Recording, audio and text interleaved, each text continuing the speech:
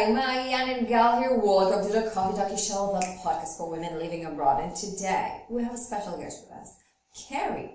Together we will talk about a subject that might not be that comfortable to you, but it is so important. Bling bling, money. Yes, finances and investments, and why we women need to master this, no matter where we live. But first, let us introduce you to our guest. Originally from Wisconsin, USA, Carrie lived in 11 countries on the 3 continents. Her fascination for culture started in high school as an exchange student in Norway, north of the Arctic Circle. Life is taking her to so many locations, and throughout, she says she has been fortunate to call Germany home. However, she found there was a little reliable information in English to basic questions like, what are my taxes due? And can I have a part-time job? And what if I get run over by a bus and can't work? How can I pay my bills? She thought there must be an easier way to go about things. And so the idea of Expat Helps Expats was born. In her free time, she likes to cook and enjoy meals with her friends. She also likes to travel and is an avid train rider. Traveling on the Orient Express and getting to Norway by train is on her bucket list. We invite you to grab your coffee and notebook and give a big loving welcome to Carrie.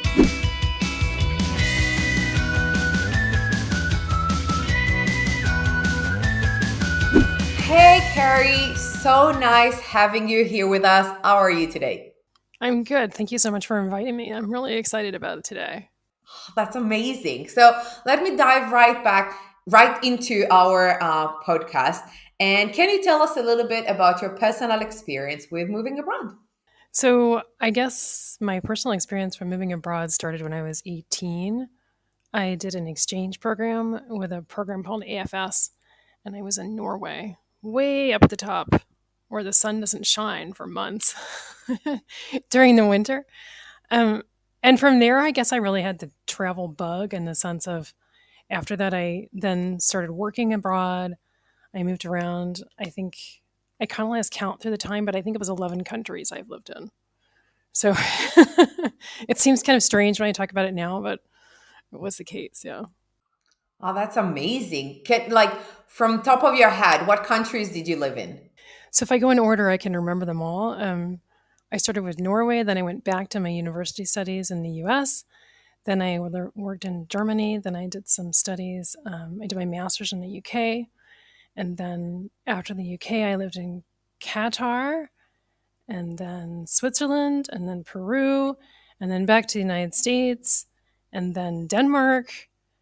Oh, I forgot there was Holland in between as well. And then I think China was the last one. Wow. Wow, that's a lot. Yeah, it seems. Yeah. That's an expat experience, like for real, the whole thing. Yeah, and I'm sure like some of our listeners are like, ooh, I just moved to one country, or I'm just thinking to move to my first country. But hey, bear with us. Like, we'll see how we talk about today. And on your bio, we share that like you are fortunate to call Germany home. So you're currently living. I did. I currently live in North Germany, not that far from a city called Hamburg, which if anybody knows north of Germany, it's a big port city. And we live about 100 kilometers to the east in a city with a castle and a kind of a castle on an island in the middle of it. And that's very nice and lovely. And it's a nice place to live, especially during the Corona time when you really wanted to get outside and do things. So I was fortunate to call Germany home. After all those places I lived in, I thought this was the best. So I came back here. Yeah, it's interesting because so many people that are moving abroad and changing countries have a hard time finding a home. Like, where is home now? Is home the country I was born in, or is home the country I live in right now? So I'm so happy for you that you find your home. Yeah, that's actually a really interesting point that you've made because I think at one point I was traveling so much and somebody asked me, well, where do you live? And my gut reaction was in the Amsterdam airport. And then I thought, oh, that's not good. I can totally relate to that. And we had like plenty of conversation about that. Whenever someone asks me, where are you from? I'm like, what do you mean? Like right now? Depends who's asking. Like where I was born, where I feel home, where like, I don't know. And I love that. And global citizens, right? Like Yeah, that's part of absolutely. this amazing thing. So, tell us, how did living abroad influence your perspective on money and finances and all this lovely thing that people love talking about? With that introduction, I think I probably should start first with my first job. Having come out of university, I studied in the US. So, like most students, I came out of university with a massive student debt. And then the next step in the next step in the US is you need a car, unless you're living in the city with public transport, which I didn't. So, on top of my student debt, I added a car debt. A good place to start. Uh, and I remember having my first job and thinking, now I can really, I can really do something. Now I've got income. And indeed, I was really lucky. I worked in a consulting company and I could afford to pay my student debts and to pay my car. And I even had, and to this day, I really still thank her, a young woman who was a bit older than I was. She seemed ages older, but she was probably like 3 years. And she said to me, Carrie, she said, now that you're working, you need to do something for yourself. I'm making an appointment with my banking advisor. You're going to go there and talk to him and find out what you can do. And I was like, okay. I thought, I'd had my debt, kind of under control and I was paying it back. And I thought that that's, what finance was. And then I went there and, spoke to this very nice young man and he explained to me, there was different ways that I could be saving tax. And I was like, tax? What's tax? And then also explained to me that my retirement was really important to me. And I was thinking, oh gosh, I'm like 25. That's kind of a long way off. But, what the heck? I thought, he's probably right. Probably should do something about that. Can save tax at the same time. Why not? So I think my journey really started from there. And then having said that and having done that, that was kind of my first step really into finances and really thinking about it. And then as part of our company, they even set up like a women's finance group. And then they recommended some books that we should read. And then I kind of got sort of like more into it. Well, fast forward a couple of years and I moved for the first time abroad for work. And I was like, gosh, like now I've got this stuff set up in the US. Like, what am I going to do now? And I think not every expat has this situation, but a lot of expats really are in a situation where they've moved abroad for a job. So probably that job pays pretty well. And one of the things that I always try to do, and certainly that I would recommend to my clients, is try not to overspend because your income is greater. Like, really think about, this job may not last forever. Maybe you go back, or maybe you have a different job and that one pays more. But at some point, in some situation, you're going to need money, and people don't need money to need money. People need money for flexibility. And if you have flexibility, the whole world is open to you, and you don't have to make decisions that are cramped or difficult because you have the ability to do that. And I think more than anything, having lived abroad has taught me that because you just don't know where the wind blows you next. Oh my God. I first of all, I wish I met you, a couple of years ago. And I love that you said that we need money for flexibility. And that's so true. And why, it's true for everyone, but during a move abroad and when you live in a country that is not yours, you need so much more flexibility. You need to be able, to do things and not force decisions based on how much money you have right now. You need to be more flexible, to be able to be more flexible. And this is, it's a mindset. It's not something that you need. It's that you need to be able to think this way and to be open-minded to this idea of, oh, I have more money, but I'm not going to spend more money. Ah, yeah. And And I can totally see why it's challenging for expats, because you're in a new country. You are in like living in the moment. Ooh, I want to discover this. Maybe I have opportunities to travel. Like I see it around so many people moving to another country. You're like, ooh, now I can travel there and there and there. I can do this and this, and I can get like a new things for my apartment, and I can do this. And on one hand, I totally get that, because you're currently living somewhere that you've never been before, or maybe you have, but you are living there. It's another experience, and you should find ways to enjoy it. Yeah, and that's fun, right? That's part of like the adventure of living abroad, and you need to have the money for it. But also, it doesn't mean you need to spend all your money right now. Like, you need to look at how you are financially, and what are you doing with it right now, and what are you doing with it for later on, because as you said, amazingly, you don't know how long are you going to get this amount of money and how things are going to shift. So if you have the opportunity to plan ahead a little bit, maybe it's wise. Probably it is. Yeah, and I mean that's certainly true for women who are working, and then you have, and I don't want to just say women, because you also have these days, you also have the expat husband, right? Like, if you have a couple who move somewhere and one person's working, that's like so important for both of those people to be involved in the kind of decision making process that's happening.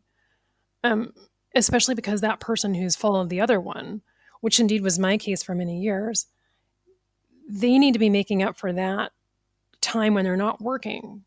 They're not going to have a pension that's going to be based on, the number of years that they worked. And I come across a lot of examples of, even myself, when I think about, like, I really should have been more involved in the decisions during those years. I'm later, but it's something that I see a lot, and I think that can't be underestimated. Absolutely, you're so right. This is why we brought you here to this podcast, because, honestly, this is not something we thought about it, up until the last couple of months, let's say. But, and I know a lot of women that are following their partner abroad and don't think about it. Ooh, I'm not going to get my pension for not working for 3 years now. Or, oh, I'm having a hard time, so I'll go shopping and spend all of my husband's money. He's earning money. I'm going to spend his money. He owes me, all this kind of shit. We hear it all the time. So, Carrie, it's not only we need you. We need you. It's not only we hear your time. You said your, like, this colleague told you, I'm gonna set you in a meeting with an accountant, and like at the bank just after uni, and I was like, damn it, how no one like told me to go talk to any advisor after uni. I didn't even like the same reaction that you had about taxes. Like, okay, it's going out of my salary. This is how much I pay. This is how much I pay for retirement. This is how much. No one explained. But also, to be honest, like, not blaming the fault on anyone else, I never like, well, money.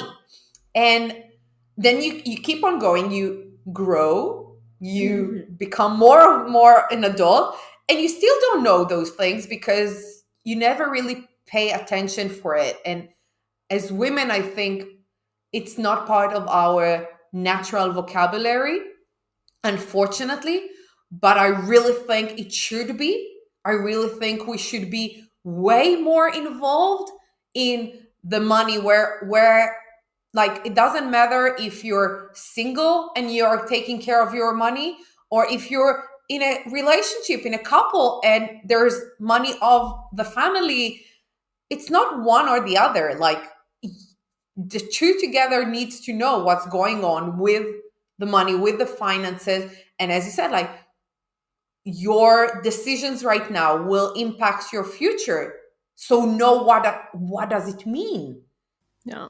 Or not making a decision is also a decision. Oh, yeah. Painful, but yes. So I think this will go straight to my next question of, what are some common financial challenges that women moving or living abroad face globally that you see maybe among your clients, and how do you think they can overcome them? So I think one of the biggest ones we sort of already touched on was the thing about retirement. I know that retirement seems like a long way away. Um, for some of us, it's longer away than others.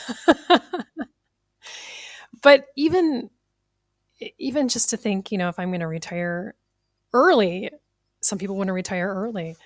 Like knowing how that works, first of all, finding out how it works, what you've already got in the sense of like maybe you worked before, what can you expect, if anything, from that previous place that you lived in.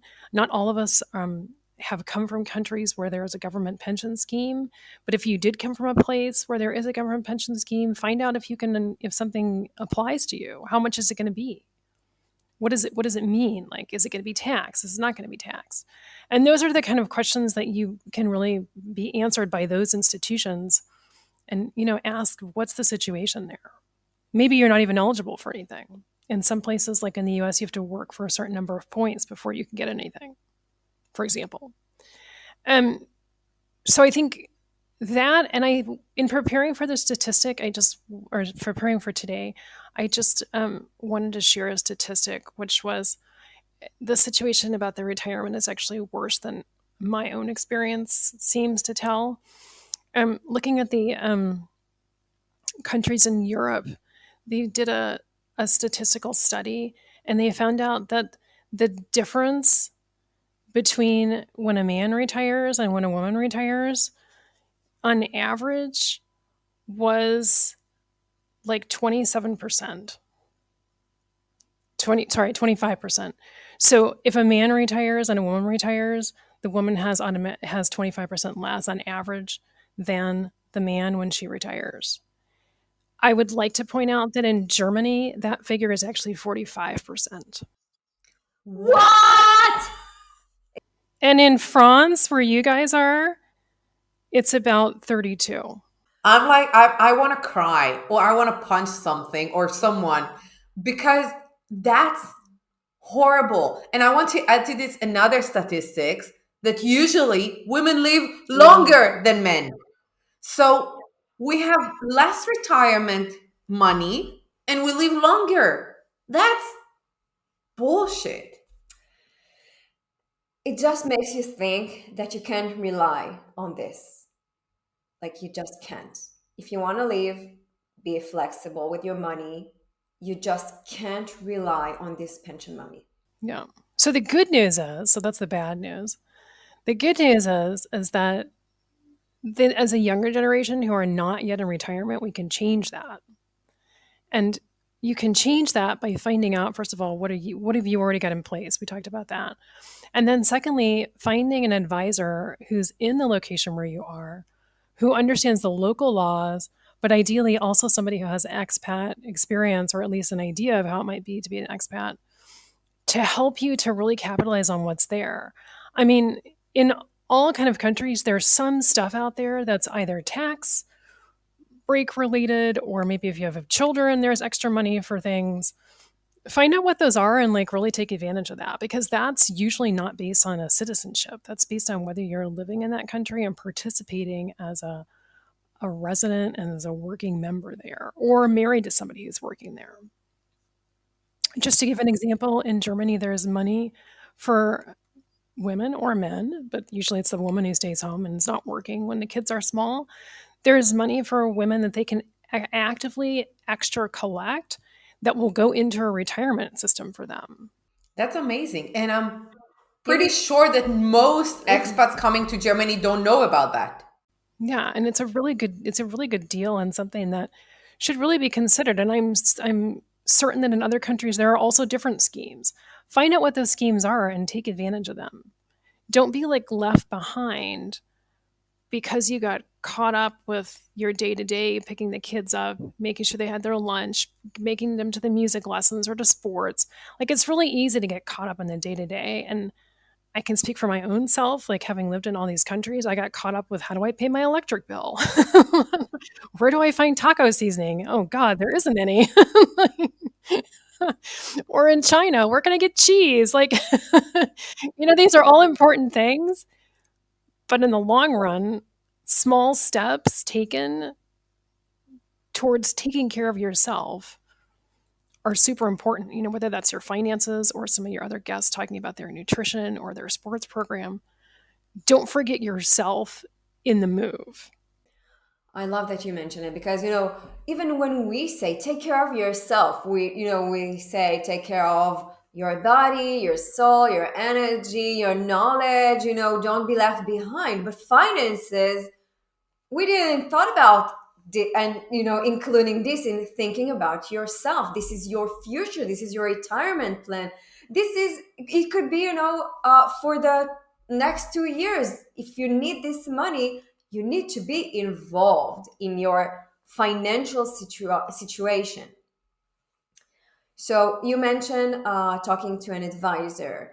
What other things can women do in order to be really involved in their financial situation? I think having open conversations with your partner is also really important. I think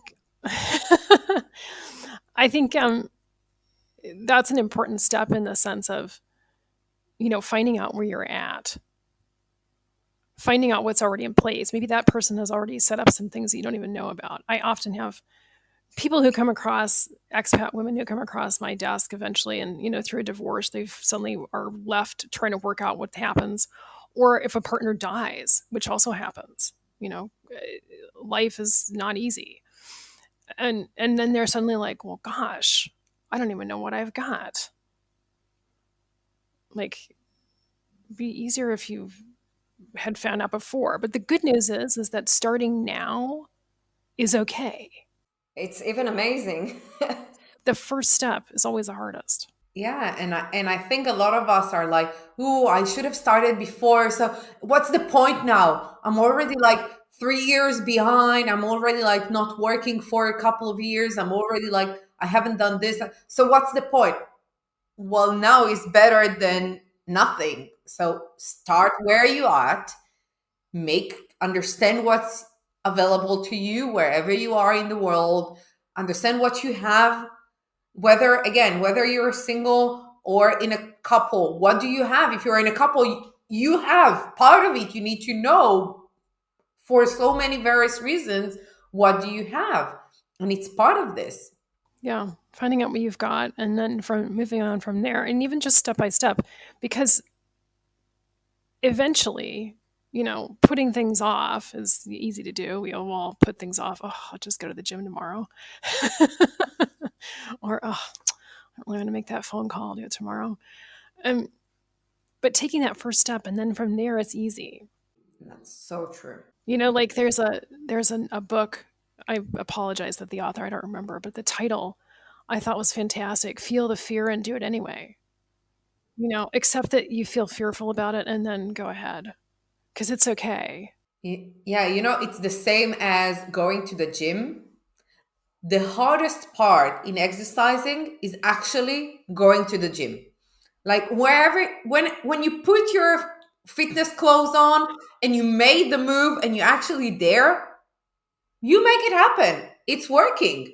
But the hardest part is to be like, now you put those leggings on and your top and you go. And I can tell you, faulty as like guilty. I don't do this as often as I should do because of that. Because maybe tomorrow I'm tired, I'm in pain, and whatever. There's always like millions excuses, but actually the hardest part is to make the first move. Then it goes smoother. So the same with Yeah, and I think with money, it's even more complicated because money in a lot of culture is taboo. We don't talk about money. So I don't know what's my situation. I don't know what's my partner's situation. Nobody talks about it. Ignore everything. It's not part of me. But I only live the consequences because if you don't have flexible possibilities, if you don't have a lot of money, if you don't have a retirement plan, you'll live the consequences with ignoring your real situation. So as hard as it is, as fearful as it is, just you have to take the step, just face the situation, whatever it is. Then you can, take some actual steps about it. Yeah, and I think when you find, you can start with your own kind of ideas of putting yourself together, like finding out things you'd like to know. Have a look and see what you can find out. If you've already participated in a scheme somewhere, get the information together, and then a proper advisor can help you take that and really, like, you know, bring that and make it your own and help you to find a strategy that fits to you. Because what fits to one person doesn't necessarily fit to the next one. The one person has kids, the next one doesn't. The other person already owns a home back in their home country. The next one doesn't have a home. The next one has lived in 10 countries. The other one lived in one. And part of my job is to really help people to come to a strategy that fits to them and fits to their situation so that they can then, happily come through the process and be like, you know what, I feel good about the future. I feel happy about this. I feel prepared. I feel like no matter what happens, I'm in a good spot. Yeah. And I think Mayan mentioned it a little bit, but there are a lot of cultural differences that you need to be aware of where you're going. Like, for example, we know that in France, it's really not normal to talk about money. Like, no one talks about How much do you earn. In Israel, you will say to someone, "Hey, I just signed a contract to go work." And go, "How much did you sign?" Like, like that would be the first question before they tell you congratulations. They will ask you, "How much are you gonna earn?" And the first thing, like that, how much do you pay for this? How much do you pay for like this? money is We like know the everything. number one question in Israel, in a little bit gossip kind of way. But in France, you don't talk about money. You don't ask, even in between partners. You don't talk about money. You don't know how much people are earning. You don't even know how much people are paying for rent. We discovered recently that the way French people know how much you pay for rent is that they ask you the size of the apartment that you have, and then they calculate it, but they will never ask you like, how much do you pay rent? So this is very French, but you need to understand that when you're coming from another country, that some subjects are taboos in your country, but then find someone you can talk to about it, because it's important to be talking about it. Yeah, I think that you've brought up a really interesting point there, and that is that when you come to another place, you're like essentially stepping into whatever framework they have regarding attitudes towards money. And that could not fit with your own attitudes of what you've come with, or it might. And don't let that put you off. Yeah, I think it's super important to, we always say like there's a fine line between being who you are and losing yourself completely when you come to moving abroad, because you're trying to adjust to a new place, but you need to find a balance in between. So it's really important to find what works for you. And the amazing part about today's world, where there are so many expats all over the world, find the people you can talk to about whatever you are dealing with, because it's super, super helpful. That's it. We're not in the days anymore with the dial-up internet or no internet. Or wait a minute, let me get my paper dictionary out and see if I can find the word, Like, life's gotten a lot more easy. Oh, yeah. There are so many people that I think of in my expat travels who really could have benefited from what you ladies offer, but we didn't have Instagram then. And same with what you do, and we'll get to this in a moment, but so many women living abroad could benefit from someone who knows what they're going through and who knows what they need to ask themselves do regarding their finances. What advices would you give to women who are considering a move abroad or already living abroad regarding, in terms of finances, investments? Don't wait. Don't wait. I think that's the biggest thing, don't wait, because I think people move somewhere and think, oh, I'm going to be here like 2 years. Doesn't make any difference if I do something now or not. I'm not going to be here long enough to really benefit from anything. And, pretty soon 2 years might be 3. Or you might go away and come back, or you might go to a third country, but maybe in that third country they don't have the same possibilities for investment as it did when you lived before somewhere. So I think just don't wait. Life marches on. Inflation marches on. Age marches on. When you're young, you do your like 60-hour work week and think, this is no problem. Over time, things get, it's not as easy.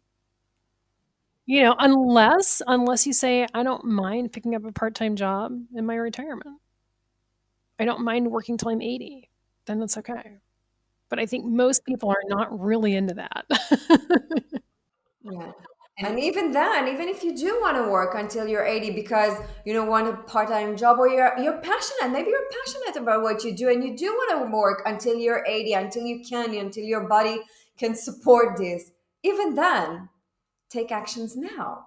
Because you want to be flexible. And I think that an important key lesson that we got in the last recent days, and I want to share it, is you want to have the possibility to get to work when you're older, but as a choice rather than an obligation.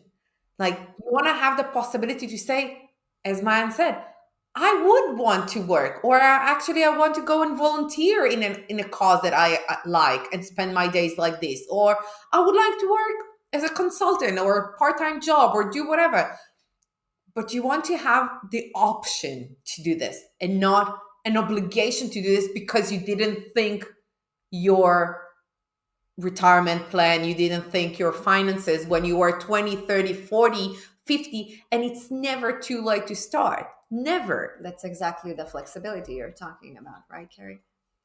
And I love that you say, don't wait. We love Tony Robbins, and he always says, like, when will now be a good time? Now is a good time to start doing something. Do something, at least discover what's your situation, what are your rights, what can you do, and then take another actions one step at a time. We don't say go invest all your money in stocks, buy a house. It's not about that. It's tiny steps. Start. And I'll add another thing to this, and we're adding a lot of advice here. So for our listeners, I really hope you're taking plenty of notes. The best part of being a global citizen is that it's global. The fact that you are living in one country doesn't mean you cannot invest in another country, in your home country. You can buy real estate today in a country you've never visited and still have real estate there. There are millions of options available. You just need to be aware of them. So even if your current mindset is like, ooh, I'm just here to follow my partner for 2 years and that's it. Okay, no one told you that you need to invest in the country that you're in right now. You can take care of things in your home country. You can take care of things in another country, but find out what you can do in terms, for example, of taxes right now in your country. What are your options? But look at it as a global situation, because you said it perfectly. You might be here for 2 years in the plan, but actually you might find yourself like our parents, 22 years in the same country. Or you might decide after 6 months that you are leaving, and then what? You need to be aware of all the options that are around you. Yeah, and depending on the country that you live in, for example, in Germany, you can open investment accounts here, but you don't need to stay here to keep those accounts open, which means essentially you could globetrot and still have your investment accounts running, still generating income for you. And I'm sure that that's not limited to here. And there are some countries that don't allow you to do that, but it would be a good idea to find out. I'm sure. And this is exactly why an advisor, someone that knows the local rules, options, can be really, really beneficial to you. Yeah. So it goes straight to my next question. Can you tell us a little bit more about Expat Helps Expat, and how women can get in touch with you. So the best way to get in touch with us is either via our website, which is www.expathelpsexpats.com. Also one expat helping many expats. Um, we are also on Instagram. And besides obviously helping the German community, because here is where we're obviously experts in all local laws and regulations, not just limited also to investments, but also all types of insurances, which is another whole other thing. Um, then we also help like with a strategy of if you don't live here, but you can't find a local advisor or you can't find somebody who knows an expat situation, like you can at least get in touch with us and we can help you come up with a strategy. Because first you need to look at what you've got, then you can start to strategize either alone or together with a partner if you have one, or the family. And then once you've kind of got a strategy in place and you know what you've got, then you can actually get into like, well, what should I do next? But even taking that first step of finding out what you've got is certainly something that we can help with. And within Europe, we have a very wide network of different people who also work together with us that we can, give advice and recommendations. So you got a whole team that works with you. Yeah, we're part of a larger network within Europe. And so that's really useful because we do have multiple clients who lived somewhere before and then they are now here and they work with us, but they've got their own and they've got another advisor back at home in the same network, or they lived here first and then they've moved to Austria. And so then we're able to say, okay, in Austria, here's another person who can help you who's working similarly to us because we're all in the same network. So That's amazing, and it's so important. And of course, we're gonna put all the links and stuff in like the caption of this podcast, so you can find all the information you need there. That's so valuable and so important. Do you work mainly with women or like with everyone? we work with men, with women. I think one thing that all of our clients have is either they're an expat themselves, or they're married to an expat, or they are repat. We do have quite a number of people who are German who came back here to either retire or kind of later in their sort of career path. And they've lived a majority of their life overseas and also have no idea of what's happening in the sense of, the different things they can take advantage of. Or they just feel more comfortable speaking English. Yeah, sometimes it's really really important, the language, because when you live in another country, you sometimes, maybe even if you know the language, you don't know all the financial vocabulary. So when you speak to someone in your own language or in English, it's sometimes easier to get your thing together. Yeah. So reach out, women out there listening to this right now, reach out. Just find out where you are and then take it from there. So we got to our last question. It's the question we ask all our podcast guests on this podcast. And it is, what is a smooth and positive move abroad for you? I think to answer that question best, I would say, obviously, for every single person, that's going to be something different. And having moved so often, I think the thing that helped me the most was getting some kind of schedule. I don't think that I'm the only expat wife who woke up on a Monday morning and thought, what's next? When your partner's gone off to work and you're like, okay. And I think even if you're moving for your own job, as a single person, that having some sort of schedule in that new place can be very helpful because you've got things that you can build around and you're not like staring at an empty calendar and thinking, oh, I don't know what else to do. Oh, what's up with my family at home? Or I'll just, watch another Netflix series. And having a schedule is really useful, and often building something in that you really enjoy into that schedule, whether that's going to a yoga class or going to the gym or going to learn the local language. these are ways that you can get to know other people and be part of or become a part of that area, that place that you're in, and contribute and participate in the local kind of area without giving up your identity. And maybe you find other people like yourself, also other expat women, or also the yoga class, or maybe not. Maybe you find somebody to practice your language skills with. But I think having a schedule of something, whatever that is helpful. That would be my tip. Oh, I love that. And I think that what I love most about our podcast, and we ask this question every single time, is that you understand that it's something that is very personal, but you get like this bits and bytes of information from every person of what makes your experience them like smoother and more positive. And I think it's amazing for our listeners out there. Carrie, thank you so much for being with us today on this podcast. We love this, and it's such an important subject to put out there in the world. So thank you.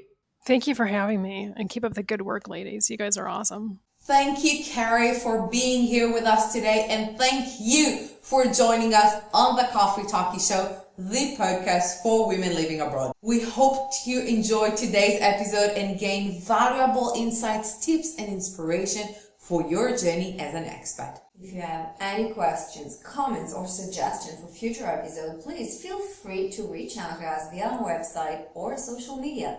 And if you love what you heard today, please like, follow, and leave us a rating and review on your favorite podcast platform. And until next time, sending positive vibes your way.